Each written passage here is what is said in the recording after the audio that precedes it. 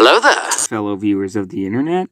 This time, I'm using a script, which means you won't have to rely on my crappy improv skills, nor will you be hearing all the time. But anyway, today's subject is Star Wars. Specifically, the movies. And the fact that I'm going to be ranking all the movies from worst to best, in my opinion. Now, before I begin, we have to lay a couple of rules down first. I am only going to be including the live-action ones, which means the Clone Wars one will not be counted. And they have to be canon to the main series, which means all the Lego ones aren't going to be here. Now, please keep in mind that this is just my personal opinion, and you can make your own version of this list if you want to. Now, without further ado, let's get right into it. Starting at the very bottom of the list, surprising absolutely literally no one, is Star Wars Episode 8, The Last Jedi.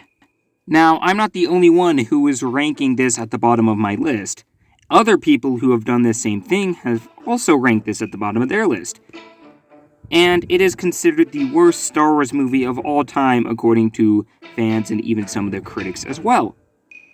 The only good thing about this entire sequence is the scene where Yoda uses lightning to strike a tree with lightning to teach Luke a lesson.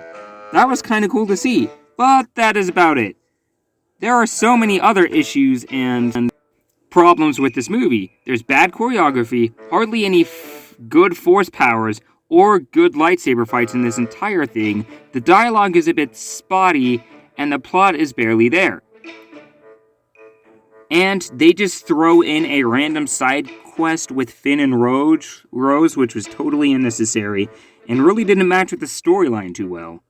It was essentially just building up to the very ending of the movie with the kid holding a broomstick, making it seem like he's going to be the next Jedi, which we all know that is not going to be the case. Don't make me do it. do it. And then there's this lady. Yeah, she was the worst character in the entire movie. Nobody could really stand her, and she was super annoying.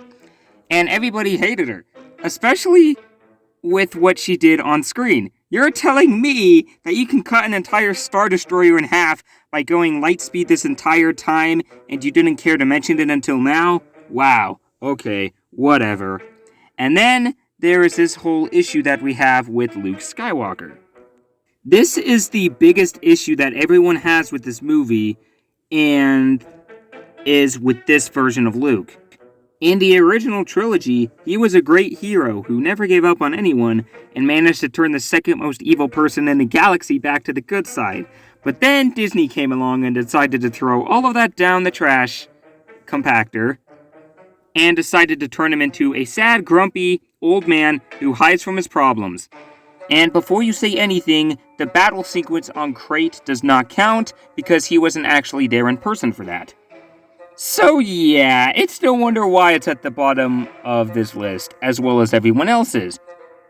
Anyways, now moving on to Star Wars Episode 9, The Rise of Skywalker. Okay, so this one is way better than the 8th one, and it isn't half bad actually. I will admit the new powers that Palpatine have are kind of cool to see, and I did kind of like the whole sequence that we had with the Force Ghosts. But that was about it. Everything else followed under the same trap as Episode 8. The fight scene with Kylo Ren and Rey, when they're on the Death Star ruins, is the worst lightsaber duel we have ever seen. Ever. It's pretty much just them waving baseball bats around. Even though this one is still very bad, it is still miles better than the one that came before it. Now, moving on to Solo, a Star Wars story. This movie was totally random and out of the blue. It really didn't belong in the timeline very well, and it also ruined Han Solo for practically everyone. But I will admit, it is nice to see a Star Wars movie without the good versus evil storyline that all the other ones tackled.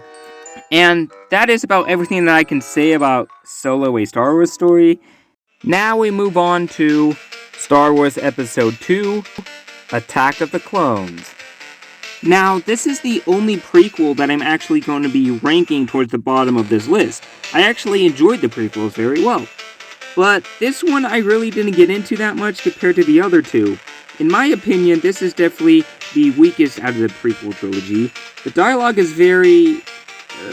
not good. In fact, this movie had the cheesiest dialogue out of all the Star Wars prequels. And this is when we see Anakin at his absolute worst. His dialogue is very bad in this movie. And I just can't stand that stupid Padawan braid. Or his face. He has a very slappable face. And then there's this whole scene with Anakin and Padme flirting very badly. The scene on Kamino was actually pretty enjoyable. I did like watching that a little bit. Mostly because I like the planet Kamino. It is one of my favorite planets mentioned in Star Wars, actually. And it is also nice to see Obi-Wan Kenobi with the hairstyle, which kind of makes him look like Jesus. But the reason why this one is better than the other three listed is because the choreography is actually pretty good, and the fight scenes are well done. Samuel L. Jackson did a pretty good job of playing Mace Windu in this movie, and causing the death of Jango Fett. And the fight scene with Yoda and Count Dooku was absolutely amazing. It was really nice to watch Yoda just go absolute beast mode on Dooku. The guy who played Dooku, and Saruman, did a very good job at making it seem like he was fighting a 3-foot-tall elf alien, even though he was fighting air the entire time. In short, though, this movie actually wasn't too bad. It's just that the other movies are slightly better. Now, moving on, we have Star Wars Episode 1, The Phantom Menace. Now, this one is considered to be the weakest of the prequel trilogy, and frankly, I kind of agree with that. It was kind of dry and tame compared to the rest of the movies later on. Little kid Anakin was fine, Padme was also fine, Qui-Gon Jinn was actually pretty relatable, and Obi-Wan Kenobi was absolutely amazing, like he always is. And then there's Jar Jar. The pod racing scene was my favorite in the entire movie. I really enjoyed watching every single moment of that race. And of course, the Duel of the Fates, which is possibly the second greatest soundtrack out of any Star Wars movie of all time, had the first introduction of Darth Maul, which is just the coolest villain ever. I mean, look at his lightsaber. Speaking of one, here is where we will find Rogue One. Now, similar to what I said about Solo, it was nice to see a movie that didn't focus on the Force aspect, and it was much better than Solo, though. Like I said with Episode 2, the other movies are just a little bit better. And it is all thanks to the beginning. I really didn't like the beginning of the movie too well. The rest of it was good, especially the ending. It's nice to see that this movie didn't have a happy ending. And now here is where we will find the first of the sequel trilogy, Star Wars Episode 7, The Force Awakens. Okay, not going to lie, this one is actually pretty good. I remembered when the trailer was first announced, everyone was all excited about how we're getting a new Star Wars movie, even though we got our hopes up too high. But I remember when we were in the theater, we were all surprised and shocked about everything that was going on screen, and enjoyed every single moment of it. Kylo Ren was actually the best character in this movie. He made a pretty good villain in this movie alone, though, sadly. His lightsaber was freaking cool. I remember both me and my dad pointed out that it kind of looked like a sword, specifically Sting from The Hobbit and The Lord of the Rings. Starkiller Base was really well done. The fact that it is an actual planet instead of a space station shaped like a moon is absolutely stunning. The biggest complaint that everyone had with this movie was Han Solo. It was nice to see him again, as well as Leia and Luke towards the very end of the movie. Ow! That hurts! Bend down, you thoughtless... Ow! It was also very nice to see C-3PO as the butt of everyone's jokes, especially later on in the sequel series. It was also very nice to see new characters, like Poe Dameron, who is by far the best character out of this new trio. And this is when Rey was actually a pretty good character. This is also when we get to see Snoke for the first time, and everyone was excited to see what would happen to him. Honestly, the best part of this movie was Kylo Ren, as well as the brand new technology and other stuff that we have seen.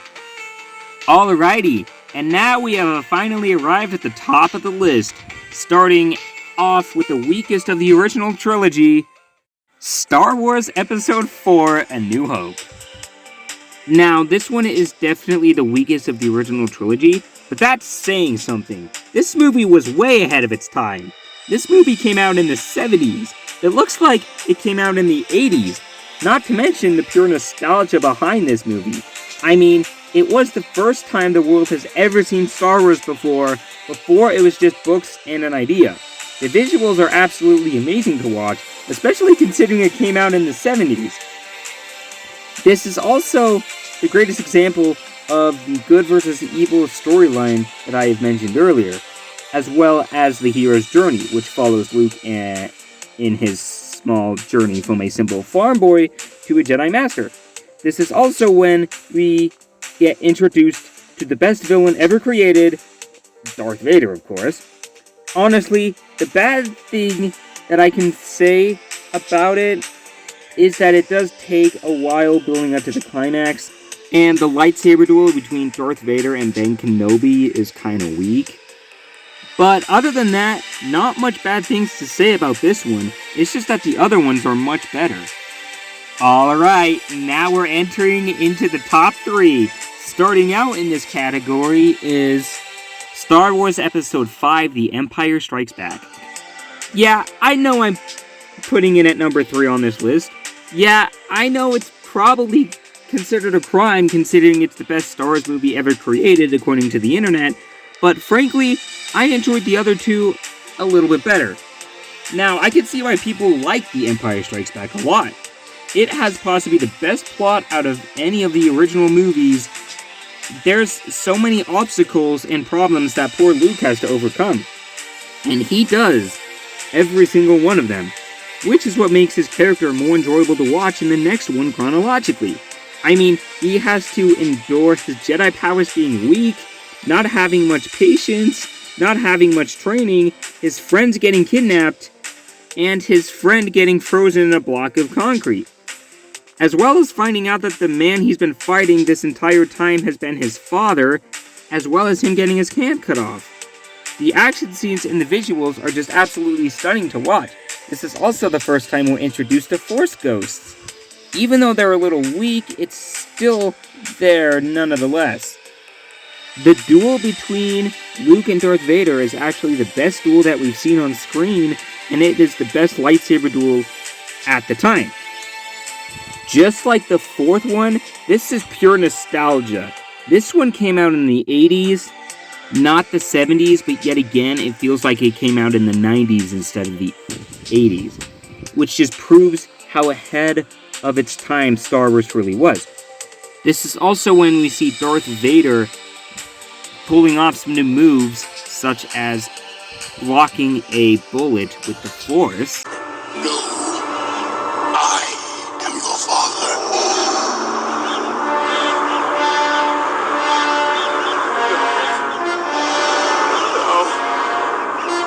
That scene right there was possibly the greatest moment of cinema history, and made the audience even more excited to see what was going to happen in the next movie. Which leaves us on to the number 2 on this list, Star Wars Episode 6: Return of the Jedi. Okay, first off, the scene with Jabba is just amazing. Everyone loved it. It was also nice to see Han Solo again, acting drunk. But what really made this movie possible was not the Ewoks. Yeah, I know, they were cute, but they were clearly put in there for merchandise purposes only. What truly made this movie was the finale, as well as the Emperor. The Emperor clearly made this movie. This was the first time we ever saw the Emperor at the time, and this was the first time we actually got to hear his name. And similar to Darth Vader, he is the greatest villain ever created in cinema history. This is also when we see Luke almost fall to the dark side. This is also when we get to see Darth Vader's redemption arc, and the prophecy being fulfilled. The sad part about this movie is that Yoda dies in it. I really didn't like that too much because I was really hoping we'd be able to see more of him. He's one of my favorite Star Wars characters, but oh well. Now, similar to what I said about previous movies, the best part about this movie was the climax, the finale. There was just so much going on. You had 3 different plots going on at the same time. The destruction of the Death Star, the Battle of Endor, and of course, the battle between Luke and Darth Vader, as well as the Emperor. Making every single moment of that very enjoyable. There was just so much going on and it was hard to keep track of. But that's great, because you never knew what was going to happen next. Was Luke going to win or was he going to lose? Were they going to destroy the Death Star or were they not? Were they going to destroy the shields or were they going to fail? It was very suspenseful every step of the way. And to me, that is what ended off Star Wars. And speaking of the end, we are nearing the end of this list, and you probably already know what number 1 is going to be via process of elimination. Star Wars Episode 3, baby, Revenge of the Sith. There's really nothing negative I can say about this one, with the exception of the dialogue. It is a little cheesy, but again, this is a prequel. But that is okay, because that is what gave us the best memes. Hello there. General Kenobi. Everything else I'm gonna say about this is positive. I mean, this is just a pure work of art. Now let's first start out by saying that this is Palpatine at his finest. He clearly made this movie. I mean, just look at that choreography he has with that lightsaber of his, which is the first time that we've seen it in live action, mind you.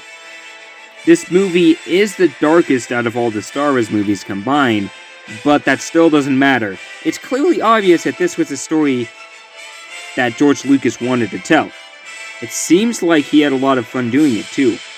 What I really liked about this movie is the plot. The plot is very good. Like I said earlier, this was a story that was meant to be told. But also the action scenes were pretty good as well. Were like very good, in fact. This movie is packed back to back with many different actions, all of which are very enjoyable to watch. This is the first time that we get to see my character of all time in live action, General Kenobi. General Grievous.